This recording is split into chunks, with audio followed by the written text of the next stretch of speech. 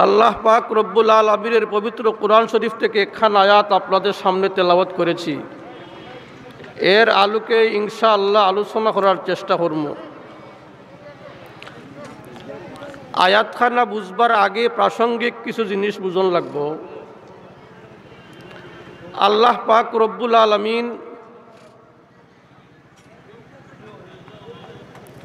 আমাদেরকে দুনিয়াত সৃষ্টি করেছেন। এই সৃষ্টির জন্ম থেকে নিয়ে মৃত্যু পর্যন্ত যে সময়, এই সময়টাকে বলা হয় জীবন। আর যার মাধ্যমে এই জীবনের সমাপ্তি ঘটে তার নাম হইল মরণ। ইতিহাস বন্ধ করিলাম। মানুষের জন্ম থেকে নিয়ে মৃত্যু পর্যন্ত যে সময়টা তার নাম হইল জীবন। এই জীবন কারো 40 বছর হইতে পারে, কারো 50 বছর হইতে পারে, কারো 10 বছর হইতে পারে, কারো 100 বছর হইতে পারে। এই জীবনের সমাপ্তি যার মাধ্যমে ঘটে তার নাম হইল মরণ। এই মরণ এমন একটা জিনিস যে মরণকে কোনো মানুষ কোনোভাবেই ডিঙ্গিয়ে যাইবার কোনো সুযোগ নেই। মনে করেন কোনো সন্তান মার পেট থেকে জন্ম নেওয়ার পরে যেমনভাবে আপনি মার পেট থেকে জন্ম নিয়েছেন, আমিও নিয়েছি, এভাবে এই দুনিয়াত যত মানুষ দুনিয়াত আগমন করেছে জন্মের মাধ্যমে সবাই ছোট্ট ছিল। আমিও ছিলাম ছোট্ট, আপনিও ছিলেন ছোট্ট শিশু। এই ছোট্ট শিশু যদি বলে আমি যুবক হইতাম না, এটা কি তার ইচ্ছার ব্যাপার? কি মনে করেন আপনারা? কোনো বাচ্চা যদি বলে আমি যুবক হইতাম না, তার ইচ্ছার ব্যাপার না। ইচ্ছায় হোক অনিচ্ছায় হোক যুবক হইতেই হবে। ঠিক তেমনিভাবে কোনো যুবক যদি বলে আমি বৃদ্ধ হব না, এটা কি তার ইচ্ছার ব্যাপার? ওই তো অনেক দাড়ি সাদা মুরব্বী দেখতেছি, কেউ চায় না আজকের যুগে দাড়ি সাদা হইতো। প্রত্যেকেই যারা সাদা হইয়া গেছে, কেউ লাল আর কেউ খাল্লা কররা। কেউ চায় না, ইচ্ছায় হোক অনিচ্ছায় হোক যুবক তুমি বৃদ্ধ হইতেই হবে। ঠিক তেমনিভাবে কোনো বৃদ্ধ যদি বলে আমি মৃত্যুবরণ করব না, তার ব্যাপার নয়। এটা ইচ্ছায় হোক অনিচ্ছায় হোক তাকে মরতেই হবে। কথাটা বুঝাননি? এই যে মরণ, সেই মরণকে আল্লাহ সৃষ্টি করেছেন।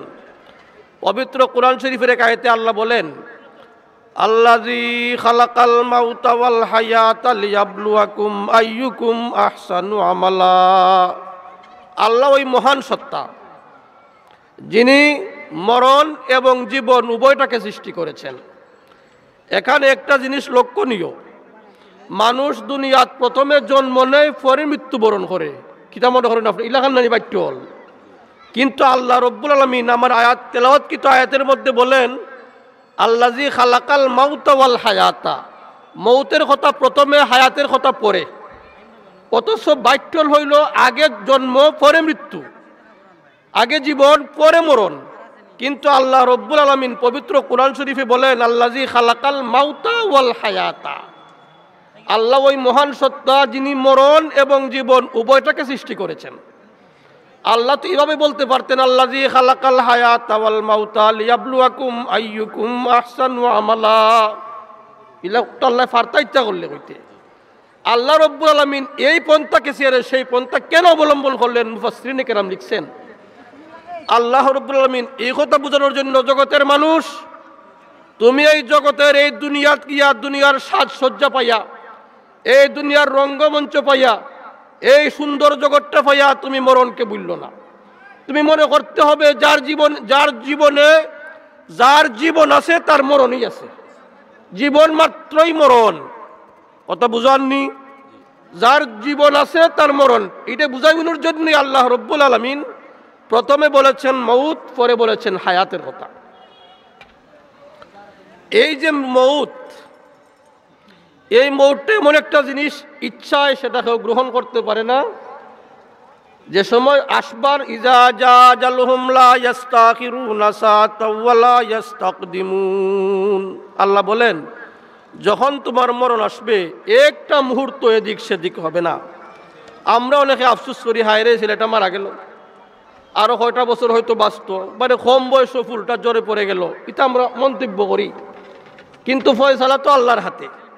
মৌত যখন আসবে সেই মৌত থেকে পলায়ন করিয়া বাঁচার কোনো সুযোগ নেই।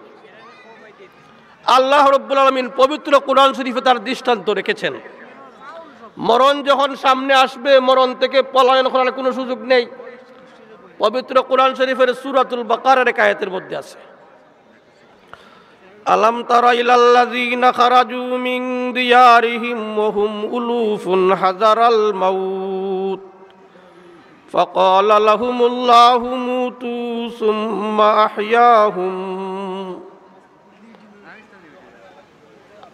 আলাম তারা ইলাল্লাযীনা খারাজু মিন দিয়ারিহিম, হে রাসূল করিম সাল্লাল্লাহু আলাইহি ওয়াসাল্লাম, আপনি কি দেখেন না এই সমস্ত লোকদেরকে যারা মৃত্যুর ভয়ে ঘর থেকে বাইর হয়ে গিয়েছিল? এই আয়াতের তাফসীরের মধ্যে আছে, বনি ইসরাইলের মধ্যে যখন আল্লাহর নাফরমানি করতে করতে মানুষ চরম পর্যায়ে গিয়ে পৌঁছেছিল, আল্লাহর একটা বিধান হইল, যখন মানুষ নাফরমানি করতে করতে চূড়ান্ত পর্যায়ে গিয়ে পৌঁছে তখন আল্লাহর পক্ষ থেকে একটা শাস্তি আসে। যারা পাপ করেছিল তাদের উপরও, যারা পাপ দেখেছিল তাদের উপরও, যারা বাধা দান করে নাই, যারা নীরব দর্শকের ভূমিকা পালন করবে, পাপ করতেছে কিন্তু বাধা দেয় না, তাদেরকেও শাস্তি স্পর্শ করবে। এটা আল্লাহর একটা বিধান। বনী ইসরাইলের উপর যেমন ভাবে আজকে চীনের অবস্থা আপনারা দেখতেছেন, চীনের করোনা ভাইরাস এমন আমভাবে একটা শাস্তি আসছে। এই করোনা ভাইরাস থেকে বাঁচার জন্য তারা চেষ্টা করতেছে, যারা এখানে আক্রান্ত হয়েছে, যে এলাকাটা আক্রান্ত হয়েছে এখানে কেউ ঢুকতে পারবে না, এখান থেকে কোনো মানুষ বাহিরেও যাইতে পারবে না। আল্লাহ রসুল ১৫০০ বছর আগে হাদিসের মধ্যে এই ব্যাখ্যাই দিয়েছেন, এই নির্দেশই দিয়েছেন, যখন তুমি এমন জায়গায় অবস্থান করবে যেখানে মহামারী দেখা দিবে তুমি এই জায়গায় যাইও না, যারা আসো এখান থেকে অন্যখানে যাইবে না। এটা আল্লাহ রসুলের ১৫০০ বছর আগে কইছেন। বর্তমান যুগের বিজ্ঞানটা তারা গবেষণা করিয়া এই নির্দেশই দিতে আছে, যেখানেও চীনের এই শাস্তি দেখা দিছে এখানে আর কেউ যাইবায় না, এখানের মানুষ অন্যখানেও যাইতে পারবে না। এই শাস্তিটা কেন চীনে? যারা পত্র পত্রিকা পড়েন দেখে থাকবেন, এই চীনের মধ্যে মুসলমানদেরকে ফ্লাই করি খানা হইতেছে, মুসলমানদেরকে জবাই করিয়া টুকরা টুকরা করিয়া গোস্তকে বুন দেখাইতেছে সেই চীনের মুসলমানরা। যখন নাফরমানি করতে করতে মানুষ চূড়ান্ত পর্যায়ে পৌঁছে আল্লাহর একটা বিধান আমভাবে শাস্তি আসে। এই বনী ইসরাইল যখন নাফরমানি করতে করতে চূড়ান্ত পর্যায়ে পৌঁছেছে আল্লাহর পক্ষ থেকে একটা শাস্তি আসছে, মহামারী। এই মানুষগুলো ছিল বুদ্ধিমান, ওরা সেই মহামারী থেকে আত্মরক্ষার জন্য 2টা পাহাড়ের মধ্যবর্তী স্থানে গিয়ে আত্মগোপন করেছে। মনে করছে এখানে আর মৃত্যু আসবে না, কথা বুঝাননি? 2 পাহাড়ের মধ্যবর্তী স্থানে আত্মগোপন করেছে, এখানে হয়তো মৃত্যু আসবে না।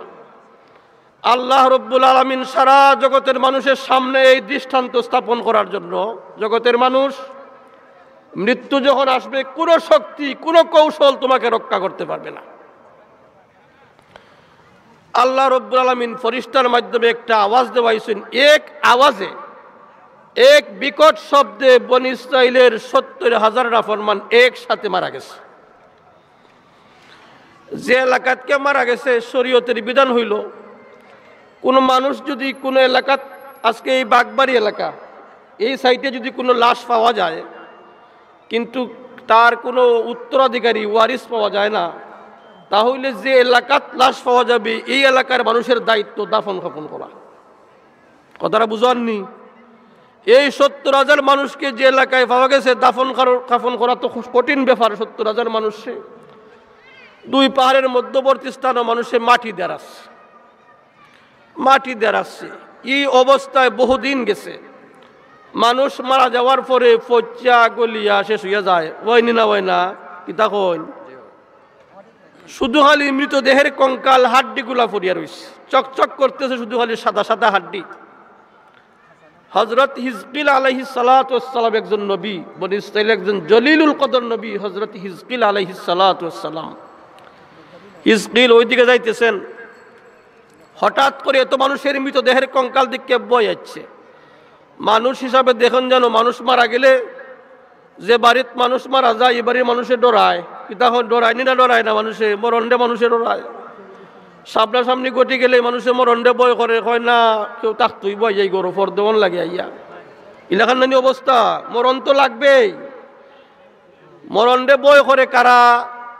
যারা পরকালের জন্য পাতে সংগ্রহ করে নাই তারা। কথা বুঝাননি?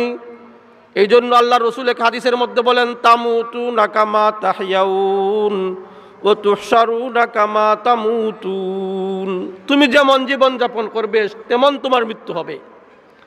এখন তোমার জীবনটা যদি শরীয়ত মোতাবেক পরিচালিত হয়, তোমার মরণটা এমনভাবেই হবে।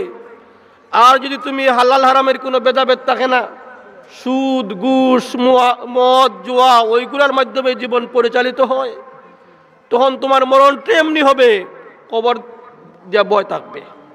কারণ মানুষের যে রূহটা, এই রূহটা বড় দামি জিনিস, বড় সম্মানী জিনিস রূহ। কথা বুঝাননি? প্রত্যেকেরই তো একটা রূহ আছে না নি? পবিত্র কোরআন শরীফ আছে, ইয়াসআলুনাকা আনির রূহ কুলির রূহু মিন আমরি রাব্বি ওয়া মা উতিতুম মিনাল ইলমি ইল্লা কালিলা। রূহ আল্লাহর একটা নির্দেশ মাত্র। এই রূহ এবং দেহের সমন্বয়ে দুনিয়াত মানুষ চলাফেরা করে। কারো যদি রূহ থাকে দেহ থাকে না, তার কোনো দাম নাই। দেহ থাকে রূহ নাই, তারও কোনো দাম নাই। মাইকে ডিস্টার্ব করে না? কারো যদি দেহ থাকে রূহ নাই, তার কোনো দাম নাই। মারা যাওয়ার পরে আমরা রাখিনি বেশি সময় বাড়িতে, তাড়াতাড়ি ফাটাও কবর জগত, তাড়াতাড়ি ফাটাও, যেহেতু জান নাই, রূহ নাই। এই রূহ আর দেহের সমন্বয়ে, এই রূহ আর দেহ এমনভাবে একটার সাথে আর একটা অঙ্গাঙ্গিভাবে জড়িত,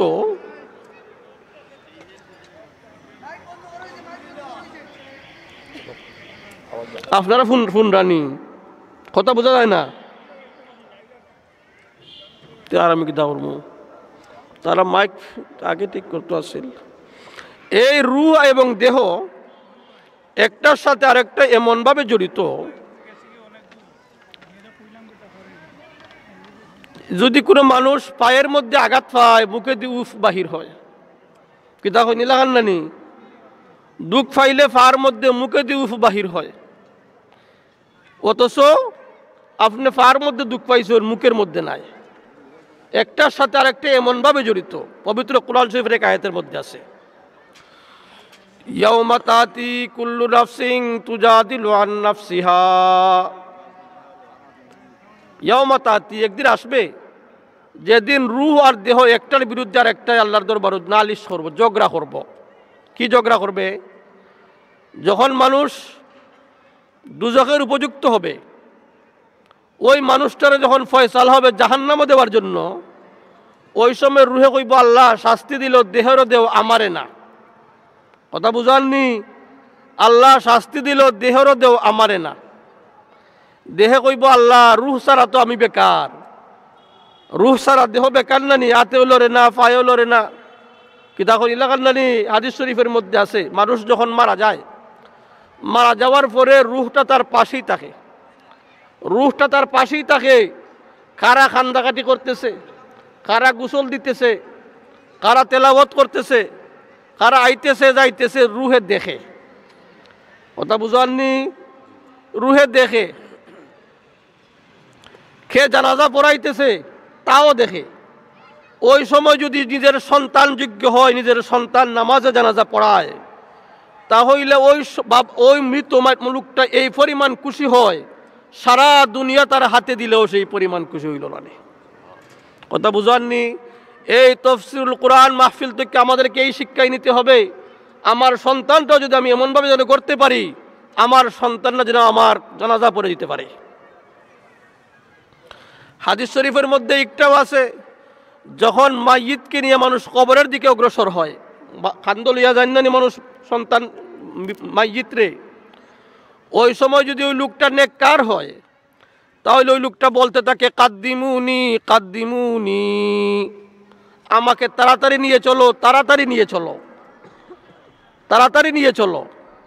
আর যদি ওই লোকটা পাপি তাপি হয়, দুনিয়ার জীবনে শুধু পাপই কামাই করে থাকে, তাহলে ওই লোকটা বলতে থাকবে, ইয়া ওয়াইলাতা আইনা ইয়াযহাবুন, হায় রে আমাকে নিয়ে তোমরা কই যাইতে আসো?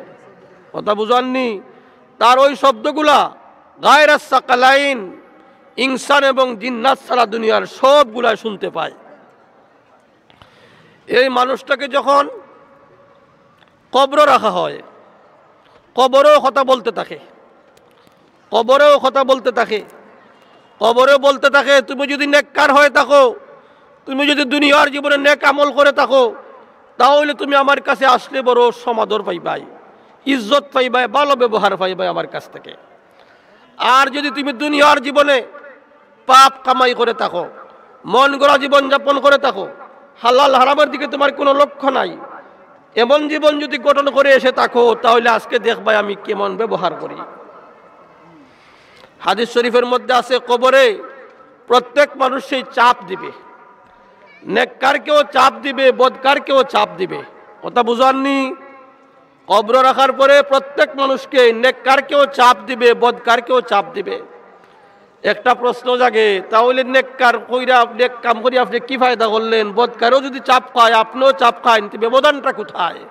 প্রশ্ন জাগেনি না জাগে না?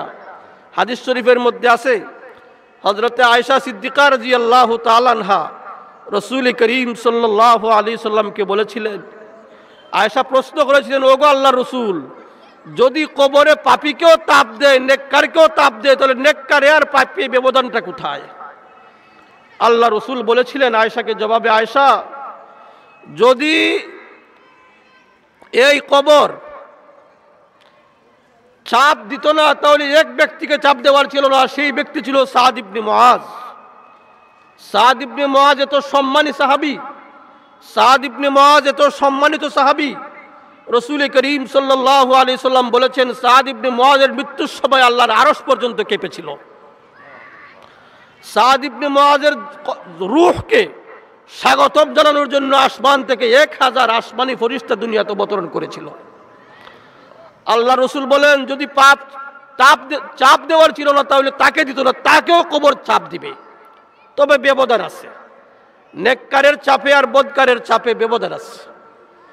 যেমন ভাবে ছোট বাচ্চা যখন কান্দাকাটি করে, সকলেই তো ছোট ছিলাম, এখনো তো নিজে বাচ্চা থেকে লালন পালন করি। ছোট বাচ্চা যখন কাঁদাকাটি করে, চিৎকার করে, মা অনেক সময় কোনো কাজের কারণে লইতে পারে না, অনেকক্ষণ পরে যখন সন্তানের মায় কুলো লয়, আইয়া দরিয়া হুঙ্গা দে আর সুমা দে, বাবা আব্বু তোমার কষ্ট হইতেছে, তোমাকে আমি ঠিক মতো করতে পারতেছি না, আমার আব্বা কষ্ট করতে আসো, এইগুলা খোয়, বুকের সাথে লাগায়। এই চাপ দেওয়ার মাধ্যমে সন্তান যে পরিমাণ আরাম পায়, এর থেকে শতগুণ বেশি আরাম মানুষ পাবে কবরের পাশে নেককাররা। আর যদি বদকার হয়, পাপি তাপি হয়, দুনিয়ার জীবনে হালাল হারামের কোনো তোয়াক্কা থাকে না, মন গড়া জীবন যাপন করে, তাহলে ওই মানুষকে কবরে মানুষ চাপ দিবে। চাপের মাধ্যমে তার ওই দিকের হাড্ডি ওই দিকে আসবে, ওই দিকের হাড্ডি ওই দিকে যাবে। কথা বুঝাননি? তাওই শেষ না, চিন্তা করার দরকার আছে। কবর রাখার পরে হাদিস শরীফের মধ্যে আছে রাসূল করিম সাল্লাল্লাহু আলাইহি সাল্লাম ফরমান, ইজা উজিআল মাইয়িতু আলাল কবরে ইয়াতিহি মালাকানি ফায়ুজলিসানিহি ফায়াকুলানা লাহু বার রাব্বুক ফায়াকুলু রাব্বি আল্লাহ ফায়াকুলানা লাহু মা দীনুক ফায়াকুলু দীনি আল ইসলাম। কবরে যে প্রশ্ন করা হবে, এই প্রশ্নকারী যে ফেরেশতা সামনে আসবেন, এই ফেরেশতার নাম হইল মুনকার নকির। অদ্ভুত প্রকারের ফেরেশতা, যাকে দেখলেই ভয় করে। কথা বুঝাননি? এই ফেরেশতা যে কবরে যাবেন আখরি দরিয়া, নেককারদের জন্য একটা সূরত থাকবে আর বদকারদের জন্য একটা সূরত থাকবে। এই ফেরেশতা এত বড় হবেন, দীর্ঘ হবেন, তার এক কাঁধ থেকে আরেক কাঁধ পর্যন্ত যাইতে 100 বছর অতিক্রম করতে হবে। কথা বুঝাননি? এই ফেরেশতার চুল থাকবে মাথা থেকে নিয়ে পা পর্যন্ত, দেখলেই বদকাররা ভয় পাইব। কথা বুঝাননি? তখন যখন প্রশ্ন করা হবে মার রাব্বুক, তখন বলতে থাকবে হা হা লাদ্রি, হা হা লাদ্রি, হায় রে হায়, আমি তো কিছু জানি না, আমি তো কিছু জানি না।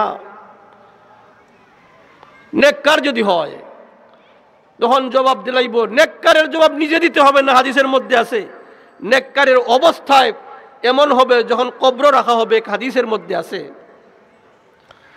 তখন যখন তার জানকে আবার ফিরিয়ে দেওয়া হবে কবরের মধ্যে, ঘুম থেকে উঠে দেখবে সূর্যর মধ্যে পরিবর্তন আছে, আসরের সময় দেখা যায় সূর্য তার সামনে থাকবে। নমাজি মানুষ শত ব্যস্ততার মধ্যেও তার নমাজের কথা স্মরণ রাখে, নমাজের দিকে লক্ষ্য রাখে। ওই মানুষটা ফরিস্তাকে বলবে আমি অজু পানি পাইতাম কই আমি নমাজ পড়তাম। কথা বুঝাননি? আমি এখন তোমাদের প্রশ্নের জবাব নাই, এখন আমি নমাজ পড়তাম।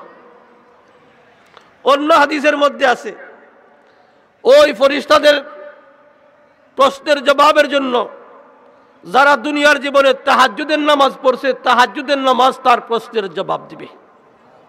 কথা বুঝাইছেনি? পবিত্র কোরআন শরীফের সূরাতুল ফুরকানের মধ্যে আল্লাহ রব্বুল আলামিন কিছু মানুষের পরিচয় দান করছেন যাদেরকে বলা হয় ইবাদুর রহমান। ইবাদুর রহমান অর্থ হইল রহমানের গুলাম। কথা বুঝাননি? রহমানের গুলাম। একটা মানুষ যদি তার দুনিয়ার জীবনে রহমানের গুলাম বনতে পারে তার জীবনটা সফল হবে। এই রহমানের গুলাম হইতে গেলে কিছু গুণ আছে। পবিত্র কোরআন শরীফ আল্লাহ বলেন ওয়া ইবাদুর রহমানিল্লাযীনা ইয়ামশুনা আলাল আরজি হাওনা ওয়া ইযা খাতাবাহুমুল জাহিলুনা ক্বালু সালামা। প্রথম নম্বর গুণ হইল ইবাদুর রহমানের ইয়ামশুনা আলাল আরজি হাওনা, জমিনে চলাফেরা করবে নরমভাবে, তাদের কথাবার্তা চাল চলন উঠা বসা হবে নম্রভাবে। কথা বুঝাননি? তাদের মধ্যে অহংকার থাকবে না, আত্মগরিমা থাকবে না। এই অহংকারের কারণে শয়তান ইবলিস, কথা বুঝাননি, চিরস্থায়ী জাহান্নামী বনছে। কি দেখেন আপনারা, অহংকারের কারণে ধ্বংস হয়েছে। ইবাদুর রহমান বনতে গেলে প্রথম নম্বর গুণ হইল অহংকারকে ছাড়তে হবে, নম্র ব্যবহার থাকতে হবে, চরিত্র সুন্দর হতে হবে, দুনিয়াত নম্রভাবে চলতে পারবে হবে। দুই নম্বর গুণ হইল ওয়াল্লাযীনা ইয়াবিতুনা লিরাব্বিহিম সুজদান ওয়া কিয়ামা, যারা রাত্রি যাপন করে তাহাজ্জুদের নামাজের মাধ্যমে। কথা বুঝাননি? যারা তাহাজ্জুদের নামাজ পড়বে এরা কি ফরজ নামাজ ছাড়বে? কি তা হয় না আপনারা? এই তাহাজ্জুদের নামাজ যারা পড়বে ফরজ ছাড়তে পারে না। তাহাজ্জুদের নামাজ যারা পড়বে, আল্লাহ রাসূল বলেন এক হাদিসের মধ্যে, তিনটা কাম যখন মুসলমান করবে তখন তার এই পরিচিতি, তার প্রসিদ্ধি, তার সুঘ্রাণ দুনিয়ার মানুষ পাইতে থাকবে। এক নম্বর হইল আতামাত আম, মানুষে খানা খাওয়াইব। মেহমানদারি যারা করে এদের সুনাম থাকে, মর্যাদা থাকে, সম্মান থাকে। দুই নম্বর হইল ওয়াফশাস সালাম, সালাম বেশি বেশি দিব। কথা বুঝাননি? সালাম বেশি বেশি দিব। তিন নম্বর ওয়া সাল্লা বিল্লাইল ওয়ান নাসু নিয়াম, মানুষ যখন ঘুমো থাকে ওই সময় উঠে আল্লাহর দরবারে নামাজ পড়ে। এই ইবাদত যারা করে, এই গুণ যাদের মধ্যে থাকবে তারা হলো ইবাদুর রহমান। এই তাহাজ্জুদের নামাজ ওই মানুষটার কাফন আর ফরিস্তার মাঝখানে পার্টিশন হয়ে থাকবে। ওই নামাজ বলতে থাকবে, ও ফরিস্তারা তোমরা তাকে প্রশ্ন করতে আইছো মার রাব্বুকা ওয়া মা দীনুকা। এই বান্দা আল্লাহকে পাওয়ার জন্য, আল্লাহর সন্তুষ্টির জন্য ঠান্ডার দিকে লক্ষ্য করেনি, গরমের দিকে লক্ষ্য করেনি, আরামের দিকে লক্ষ্য করেনি। দুনিয়ার মানুষ যখন ঘুমের মধ্যে আচ্ছন্ন ছিল, আরামের ঘুমকে হারাম করিয়া রব্বুল আলামিনের দরবারে হাজিরা দিছে, ওই মানুষকে এবার তোমরা প্রশ্ন করবে মার রাব্বুকা। কথা বুঝাননি? তার অবস্থায় জবাব দিলাইব। ইবাদুর রহমান এটা বাস মাইকে লাগাইছি বেড়া।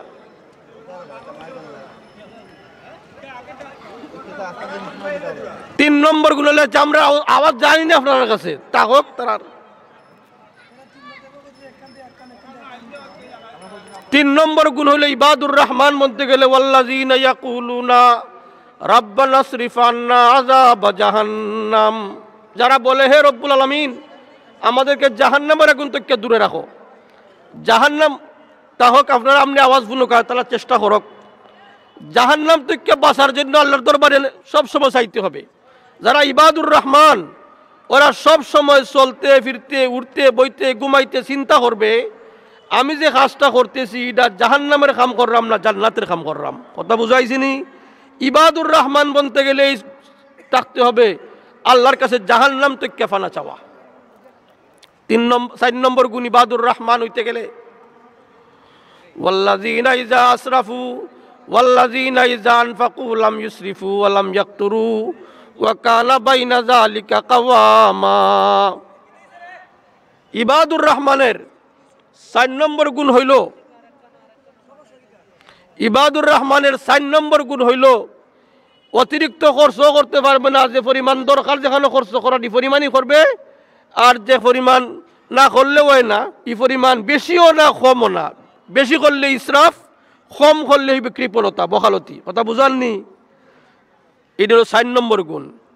ইবাদুর রহমান বনে দিতে পারলে তার জীবন সফল। 5 নম্বর গুণ হইল ওয়াল্লাযীনা লা ইয়াদউনা মা'আল্লাহি ইলাহান আখার। ইবাদুর রহমান বলতে গেলে তার 5 নম্বর গুণ হইল আল্লাহর সাথে কাউকে শরীক করতে পারবে না। আল্লাহর সাথে শরীক করার 2 ব্যাখ্যা, একটা হইল শিরকে জলি আর একটা হইল শিরকে খফি। শিরকে জলি হইল আল্লাহ আমাদের খালিক, আল্লাহ মালিক, আল্লাহ রাজিক। এখন যদি কোনো মানুষ মনে করে হায়াতের মালিক আল্লাহ, মৌতের মালিক আল্লাহ, রিজেকের মালিক রিজেক দেনেওয়ালা আল্লাহ, আমার পীরও দিতে পারেন, কোনো নবী রাসূলও আমাদের হায়াত দিতে পারেন, এই বিশ্বাস যদি করে এটা হবে শিরিক, শিরকে জলি, ঈমান থাকবে না। আরেকটা শিরিক হইল ইবাদতের মধ্যে আল্লাহর সাথে শরীক করা। ইবাদতের মধ্যে আল্লাহর সাথে শরীক কেমনে? ইবাদত বন্দেগী একমাত্র হবে আল্লাহকে সন্তুষ্ট করার জন্য। এখন যদি কোনো মানুষ মানুষকে দেখানোর জন্য ইবাদত বন্দেগী করে, মানুষে নমাজি বলতো, মানুষে দানশীল বলতো, মানুষে বলতো, এই কথা মনের মধ্যে থাকে, মনের মালিক আল্লাহ নানি তখন আল্লাহ মনের খবর জানুন। মনটা যদি থাকে মানুষ খুশি করার জন্য, এটা এক প্রকারের শিরিক। মন থাকতে হবে একমাত্র আল্লাহকে সন্তুষ্ট করা। 6 নম্বর গুণ হইল ইবাদুর রহমানের 6 নম্বর গুণ হইল ওয়ালা ইয়াকতুলুনান নাফসাল্লাতী ইল্লা হারামাল্লাহু বিল হাক্কি। যারা আল্লাহ যাদেরকে মারা, হত্যা করা নিষেধ দিছেন, এদেরকে কেউ মারে না, কেউ উপরে জুলুম করে না। এক কথায় মুফাসসিরিনে কেরাম লেখছেন ইবাদুর রহমান বলতে গেলে যারা আল্লাহর হক সঠিকভাবে আদায় করে, বন্দার হকটাও সঠিকভাবে আদায় করে, তারা ইবাদুর রহমান। এখন যদি কোনো মানুষ আল্লাহর হক সঠিকভাবে আদায় করে, নামাজ তার সঠিক আছে, রোজা তার সঠিক আছে, মানুষের লগে লেনদেন ভালো না, কথা বুঝাইছেনি? মানুষের লগে আচার ব্যবহার ভালো না, মানুষের উপর জুলুম অত্যাচার নির্যাতন নিপীড়ন করে, এই মানুষটা ইবাদুর রহমান বলতে পারবে না। 7 নম্বর ইবাদুর রহমান ওয়ালা ইয়াজনুন। আল্লাহ বলেন যারা জিনা করে না। জিনা আবার 6 প্রকার, বুঝার চেষ্টা করেন যেন। আমরা তো মনে করি খালি গুফতাঙ্গর জিনার নাম জিনা। পবিত্র কোরআন শরীফ আল্লাহ বলেন কুল্লিল মুমিনিনা ইয়াগুযু মিন আবসারিহিম ওয়া ইয়াহফাজু ফুরুজাহুম। জিনার সূত্রপাত হয় চোখ টকি, আর শেষ হয় গা গুফতাঙ্গর। চোখ দিয়ে দেখলে এটা লইয়া মনে মনে কল্পনা করা হয়। চোখ দিয়ে দেখার নাম চৌকের জিনা, মনে মনে কল্পনা করার নাম মনের জিনা, মুখ দি মাতার নাম হইল মুখের জিনা, কথা বুঝাননি? খান দি ফুনার নাম রসালো আলোচনা, খানের জিনা।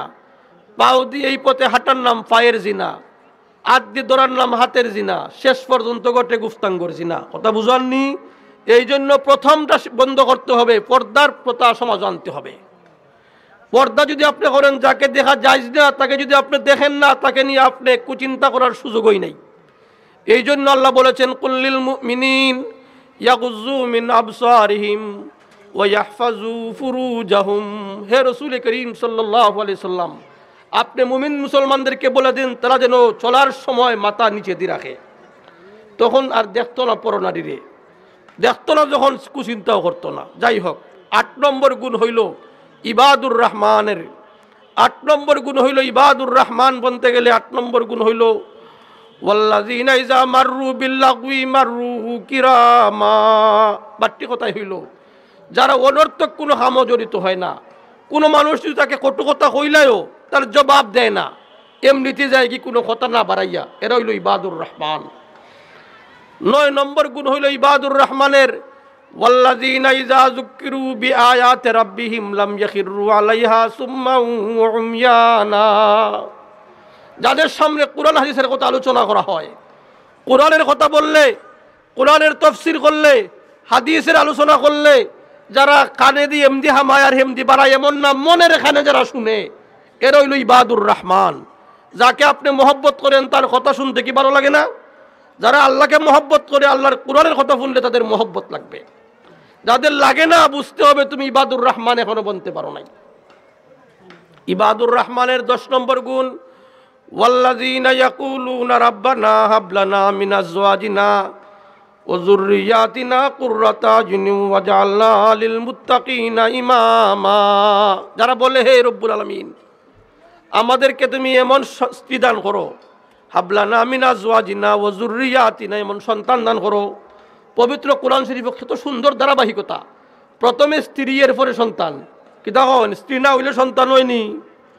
এমন সন্তান দান করো হে রব্বুল আলামিন যাকে দেখলে চোখ জোড়ায়, যাকে দেখলে চোখ জোড়ায়, এমন স্ত্রী দান করো। স্ত্রী দুনিয়াত যারা গোর সংসার করছেন তার ভাইরা, স্ত্রী হল দুনিয়াত এমনও আছেন যাদেরকে দেখলে চোখ জোড়ায়, আবার এমনও আছে যারা গরো গেলে শুধু খালি ফটাফটার খটাখট হইতে আছে, ওয়ার্ডি না ওয়ান্না। এই জন্য আল্লাহ বলেছেন পবিত্র কোরআন শরীফে, ইবাদুর রহমান মধ্যে গেলে তোমাকে প্রথমেই এমন স্ত্রী নির্বাচন করতে হবে যে স্ত্রী দেখলে চোখ জোড়ায়। হযরত উমরের দরবারও উমর রাদিয়াল্লাহু আনহুর কাছে এক বেটা এক সময় একজন বাচ্চা নিয়ে আইছে, একটা ছেলে নিয়ে আইয়া কইল, হে খলিফাতুল মুসলিমিন, আমার সন্তান আমার কথা শুনে না। কথা বুঝাননি? আমরা যারা মা বাপ হইয়া গেছি, আমরা শুধু এক ছেটিয়া চাই সন্তান থেকে অধিকারগুলা পাইতাম। কথা বুঝাননি? অনেকেই হুজুর আমার সন্তান আমার কথা শুনে না, আমার স্ত্রী আমার কথা শুনে না, আমার ছেলে আমার কথা শুনে না, আমার মেয়ে আমার কথা শুনে না। এক চেটিয়া শুধু খালি আমরা চাই সন্তান থেকে তার অধিকারগুলা পাইতাম। হযরত উমর ইবনুল খাত্তাবের দরবারে এই অভিযোগ করার পরে সন্তান বলল, খলিফাতুল মুসলিমিন, আমার একটা কথা। বলে কি কথা? বলে বাবার কি শুধু আমার কাছে অধিকার, আমার কোনো অধিকার আসেনি বাবার কাছে। কথা বুঝাননি? বাবার কাছে আমার কোনো অধিকার আসেনি, না শুধু এক চেটি আমার বাবারই আমার কাছে অধিকার আছে। উমর বললেন, না, তোমার অধিকারটা আগে, সন্তানের অধিকার বাবার কাছে আগে। কোনো বাবা যদি সন্তানের অধিকার সঠিকভাবে আগে আদায় করে, পরবর্তীতে এমনি যে তার অধিকারগুলো পাইবে। হযরত উমর বললেন, প্রথম নম্বর অধিকার হইল সন্তানের বাবার কাছে একটা অধিকার, বাবা ভালো মায়ের ব্যবস্থা করতে হবে। কথা বুঝাইছিনি? আমরা বিয়া শাদী করি না নি, কি তখন স্ত্রী তো স্ত্রী হইতে কতদিন পরে আমার সন্তানের মা হইব। ভালো মায়ের ব্যবস্থা করা এটা বাবার দায়িত্ব। খলিফাতুল মুসলিমিন বললেন, একজন ভালো মায়ের ব্যবস্থা করতে হবে। এই জন্য দেখবেন যত নবী রসুল, যত পীর মাশায়েখ ওলিয়া উলিয়া আল্লাহ এই দুনিয়া দান করেছেন, সৃষ্টি করেছেন এই দুনিয়া, যত পীর মাশায়েখ ওলিয়া উলিয়া হক্কানি উলামায়ে কেরাম, তাদের প্রত্যেকেরই মা আবিদা সালেহা নেককার। তাদের কাছ থেকে আল্লাহ নেক সন্তান দান করে। কথা বুঝাননি?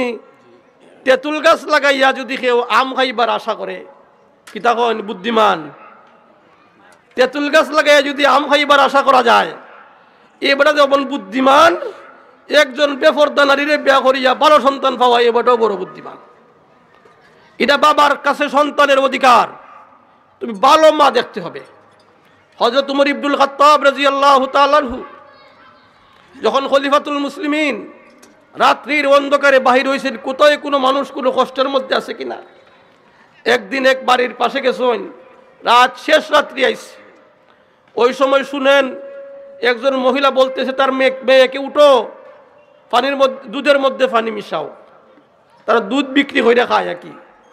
মেয়েটাই বলতে লাগলো, আম্মা, খলিফাতুল মুসলিমিন দেশের মধ্যে আইন জারি করেছেন কোনো মানুষ যেন দুধের মধ্যে পানি মিশায় না। মা বলতেছে, খলিফা কি দেখতে আসি এত রাত্রিতে আইয়া? কথা বুঝাননি? মেয়েটাই কইতেছে, মা, যদিও খলিফায় দেখতেছেন না, খলিফার আল্লাহ তো দেখতেছেন। হযরত উমর চুপচাপ বাড়িতে আসছেন।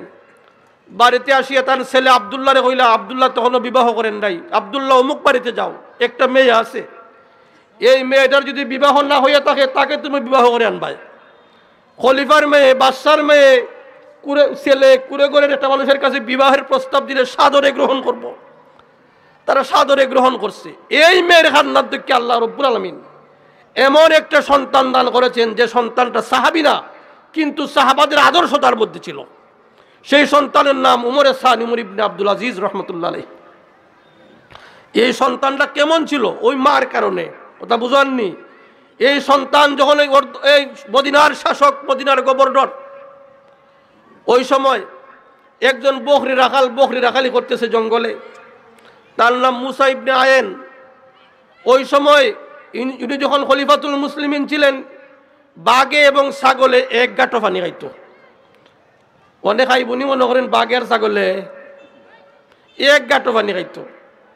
একদিন এক রাখালে আখতা দেখে একটা বাঘে ছাগলের উপরে আক্রমণ করিলেছে, সাথে সাথেই ওই লোকটাই করিলেছে ইন্না লিল্লাহি ওয়া ইন্না ইলাইহি রাজিউন।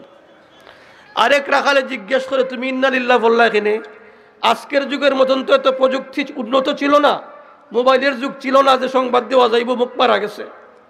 বলে আমার মনে হয় আজকে এতদিন যাবত আমরা একসাথে দেখতেছি বাঘ এবং ছাগল চলাফেরা করে, একটা বাঘ ছাগলের উপরে আক্রমণ করলো না। আজকে যখন আক্রমণ করিলেছে, আমার মনে হয় আদুল ইনসাফের বাদশা, ন্যায় পরায়ণের মূর্ত প্রতীক উমরে সানি ইবনে আব্দুল আজিজ দুনিয়া থেকে বিদায় নিয়েছেন গিয়া। সংবাদে দেখা গেল ঠিক এই মুহূর্তে তার ইন্তেকাল হয়েছে। কথা বুঝাননি? বোঝা গেল ভালো সন্তান পাইতে গেলে বাবার কাছে সন্তানের অধিকার, ভালো মায়ের ব্যবস্থা করতে হবে। 2 নম্বর উমরে বললেন, 2 নম্বর বাবার কাছে সন্তানের অধিকার, ভালো নাম রাখতে হবে। সন্তান জন্ম নেওয়ার পরে সন্তানের অধিকার বাবার কাছে ভালো নাম রাখতে হবে।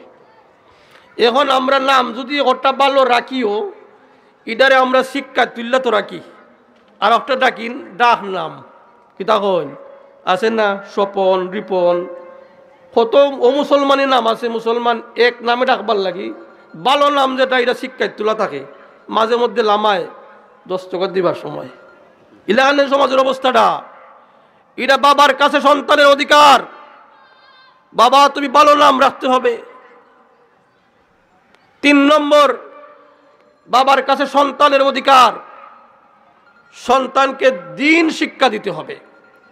আল ইলমু ফিস সিগারে কান নকশে ফিল হজরে, হাদিসের মধ্যে আছে ছোট্টবেলায় সন্তানরে কোরআন শিক্ষা দেওয়া, হাদিস শিক্ষা দেওয়া যেমন পাথরের মধ্যে কোনো জিনিস লিখে রাখা।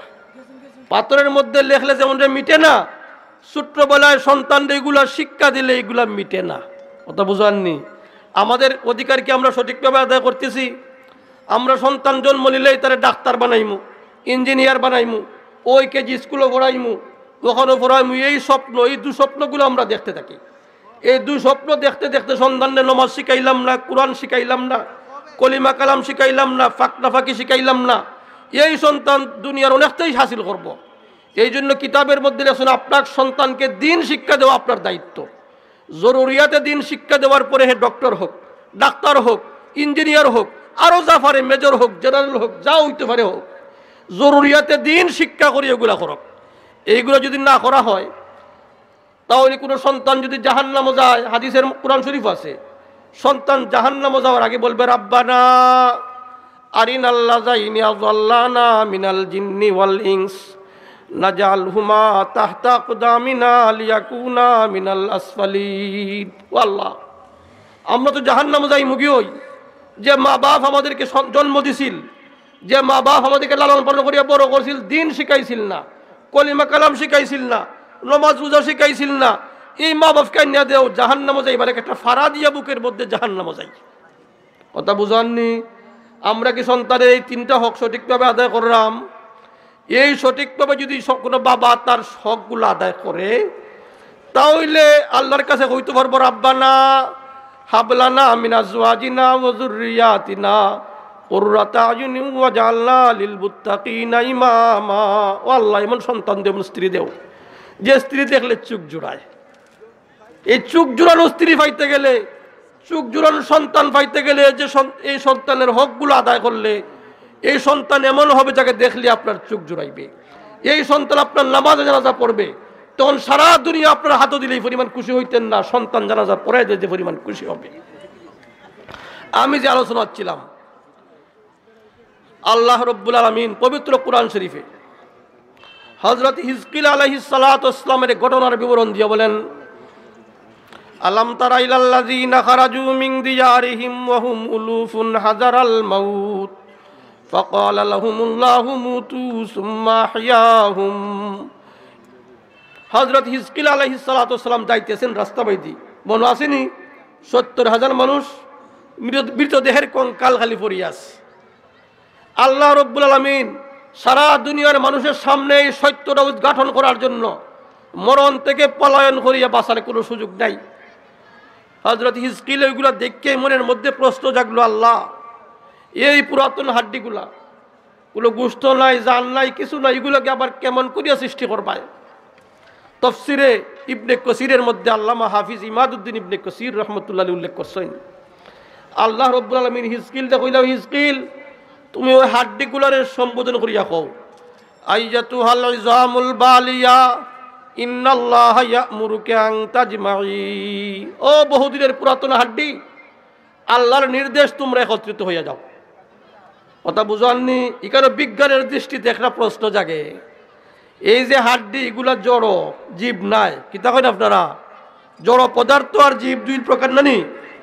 এইগুলা বিজ্ঞানের দৃষ্টিতে জড়, বিজ্ঞানের দৃষ্টিতে জড় হইতে পারে, কিন্তু আল্লাহর দৃষ্টিতে সবগুলাই জীব। পবিত্র কোরআন শরীফ আল্লাহ বলেন, ওয়া ইম মিন শাইইন ইল্লা ইউসাব্বিহু বিহামদিহি ওয়ালাকিন লা তাফকাহুনা তাসবিহাহুম। দুনিয়াত এমন কোনো বস্তু নাই, এমন কোনো জিনিস নাই যেগুলো আল্লাহর তসবিহ পড়ে না। তুমি বুঝো না, তোমরা বুঝো না।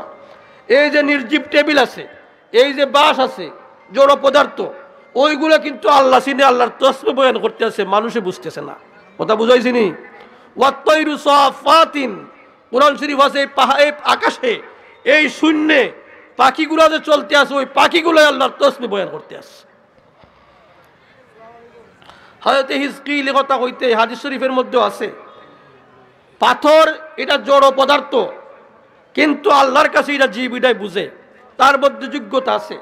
হযরত খাসাইসুল কুবরার মধ্যে আল্লামা জালালউদ্দিন সুয়ুতি উল্লেখ করছেন, হযরত রাসূল করিম সাল্লাল্লাহু আলাইহি সাল্লাম যখন হেরা গুহা থেকে নবুয়ত পাইয়া, হেরা গুহা রাসূলের নবুয়ত পাইছেন না, ইকরা বিসমি রাব্বিকাল্লাযী খালাক খালাকাল ইনসানা মিন আলাক ইকরা ওয়া রাব্বুকাল আকরাম আল্লাযী আল্লামা বিল কালাম আল্লামাল ইনসানা মা লাম ইয়ালাম।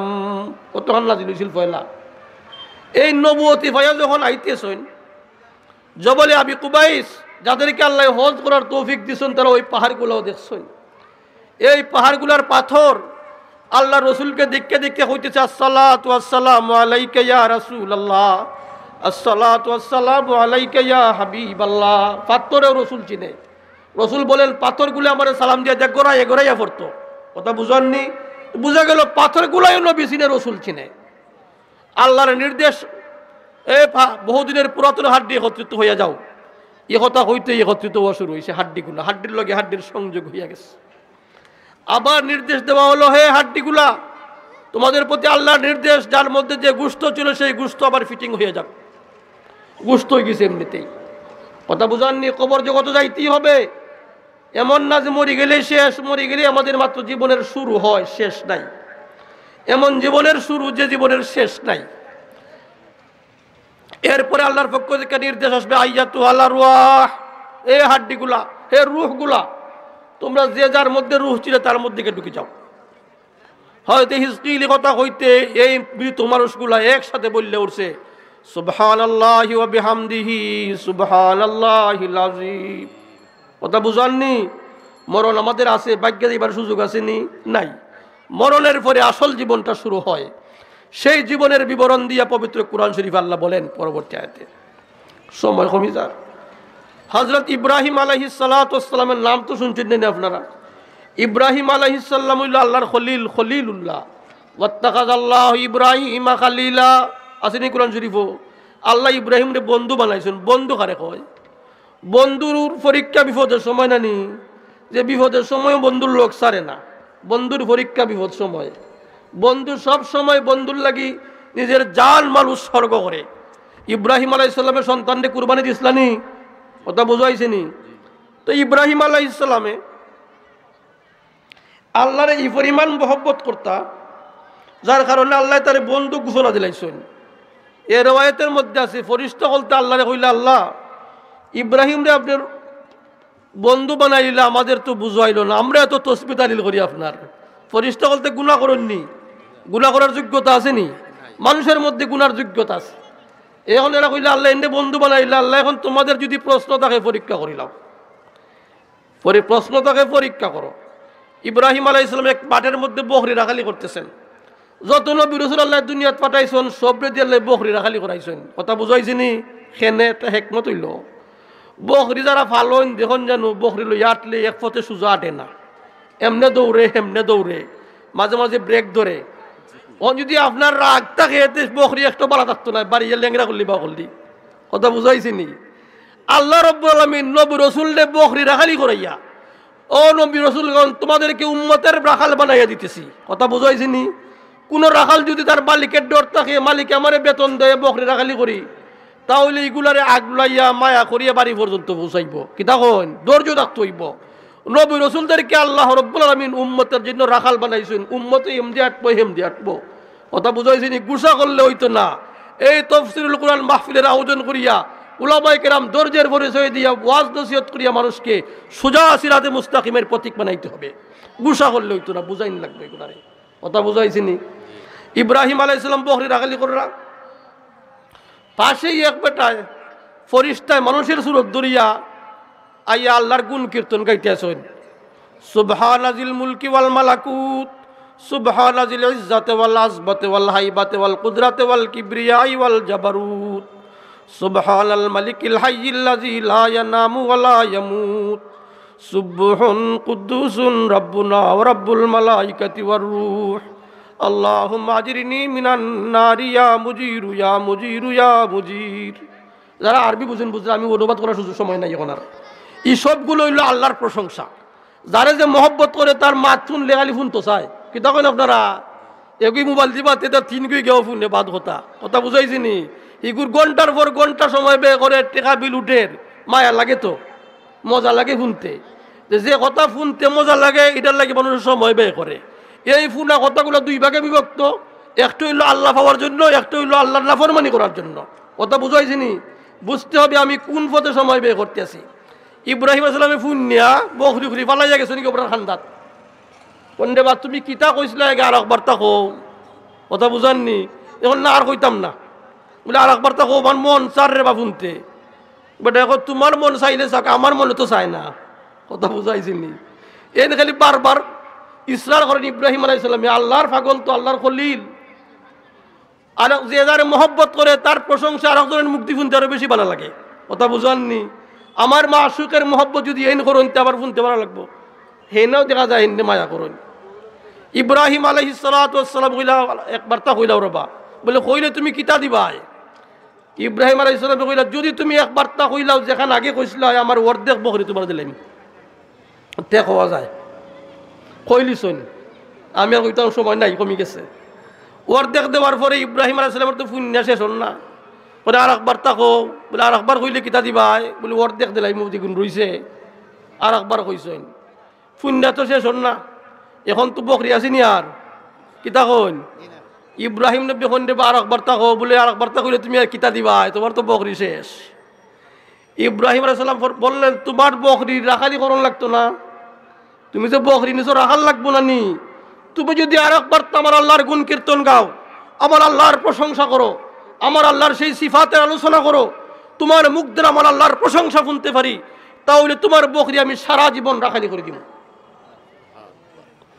ফরিস্তা মানুষের সুরত দূরিয়া আসলে নি, এন কইলা রে ইব্রাহিম তুমি সত্যিকার অর্থে আল্লাহর খলিল, আবার বকরির দরকার নাই, তুমি পরীক্ষাত ফাঁস। কথা বুঝাইছি নি?